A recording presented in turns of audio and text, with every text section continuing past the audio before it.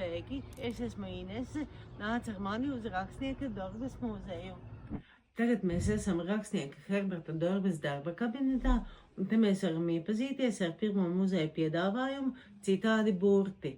Mēs rakstīsim uz Herberta Dorbes neredzības gadu dēlīšu kopijas. Uzliekam miega brilles un rakstam, sataustam līnijas un mēģinam rakstīt pa līnijām, tā kā to darīja rakstnieks. Otrā programma, ko mēs piedāvājam muzejā, ir iepazīties ar rakstnieka pasaku. Tas notika Kaķpēdiņu bulvārī, un šajā nodarbībā mēs iepazīstamies ar rakstnieka pasaku grāmatiņu, saliekam puzles pēc grāmatas motīviem, ilustrācijām taisītu un izspēlējam UNO spēli.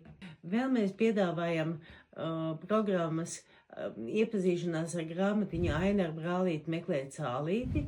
Tad mēs iepazīsimies ar Dorbes dzīvi un literāro mantojumu, un kā trešā mums tāda iemīļota nodarbība ir vēstules Izai. Iza bija Rakstnieka Dorbes meita, kurai viņš veltīja savus bērnu dzejojus. Kā pēdējā programma, ko mēs piedāvājam, ir iepazīties ar Rakstnieka zaļo dārzu ar viņa stādītiem kokiem.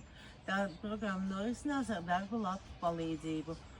Un izvēlies savu programmu un tiekamies muzejā.